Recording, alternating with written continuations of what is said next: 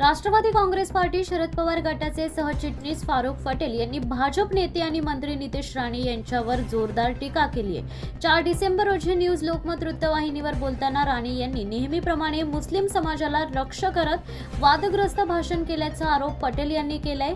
हा वाद नाशिक कुंभमेळ्यासाठी मोठी जुनी झाडे तोडण्याच्या संदर्भात स्थानिक नागरिकांकडून होणाऱ्या विरोधाशी संबंधित होता। फारुख पटेल यांनी ठणकावून सांगितले की या संपूर्ण विषयाशी मुस्लिम समाजाचा काडीचा संबंध नाहीये।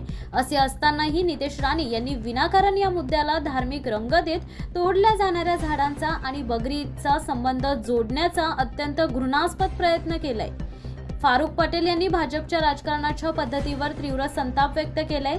झाडांचे आणि बकरी ईदचा याच्यात काय संबंध येतो? बकरी ईदचा आणि झाडांचा संबंध नेमका काय?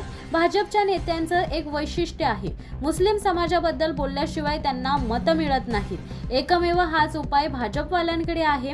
पटेल यांनी थेट आरोप केलाय की मुद्दे भडकवण्यासाठी आणि केवळ वोट बँक मजबूत करण्यासाठी भाजप नेत्यांकडून सातत्याने अशा प्रकारचे जातीयवादी राजकारण केले जात आहे।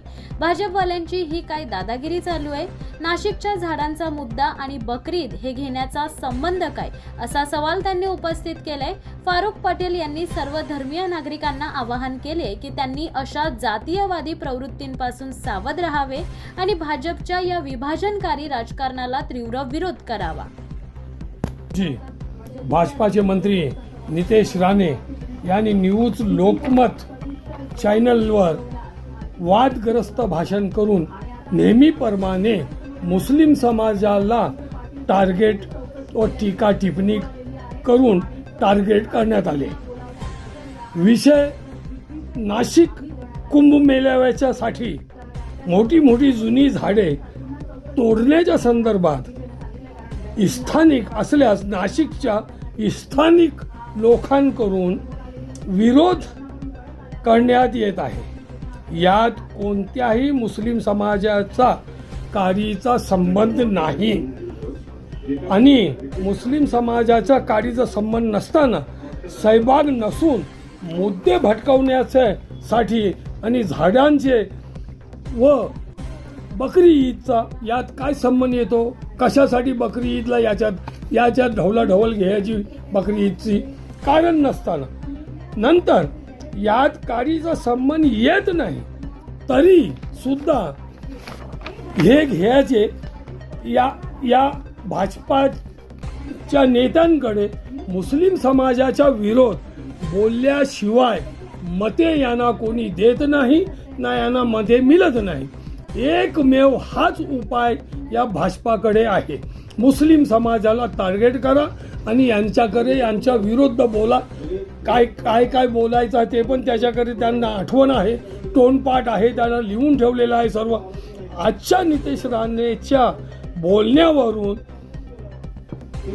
बकरी कापतात, यात हे बोलायचा, परत हजला जातात याचा विरोध बोलायचा, हे त्यांनी तिथे लोकांना या टीव्हीवर भाषण करून सांगितलं। आता याच्यात मुस्लिम समाजाला टार्गेट करायचा प्रश्न काय येतो? झाडांचा विरोध स्थानिक लोकांचा विरोध आहे, त्या स्थानिक लोकांना त्यांनी बोलायचा। आमचा काय मुस्लिम समाजाचा काय संबंध येतो? याच्यात कोणीच विरोध केले नाही। यांना विरोध करणाऱ्यांना गप्प करण्यासाठी हाच एक उपाय दिसत आहे। मुस्लिम समाजाचं नाव घेतलं की दुसऱ्या ज्यांनी विरोध केलेला आहे त्याला कसा गप्प करायचा ह्यासाठी मुसलमानांचा ढवलाढवल करायची हे लोणचा करून ठेवलेला आहे या मुस्लिम समाजाचा यांदूर, या भाजपाच्या नेत्यांदूर। आणि कारण नसताना मुस्लिम समाज भेंडी बाजार, गवंडी, मुंब्रा हेच तिथे दिवसभर हेच करत बसलेली आहेत लोक। काय पण करायचं ना काय पण बोलायचं। अरे राजकारणाप्रमाणे करा, कशाला उगीच मुसलमान ते ही बकरी न ते हे न करता या मुंबईत याच्यानंतर आजच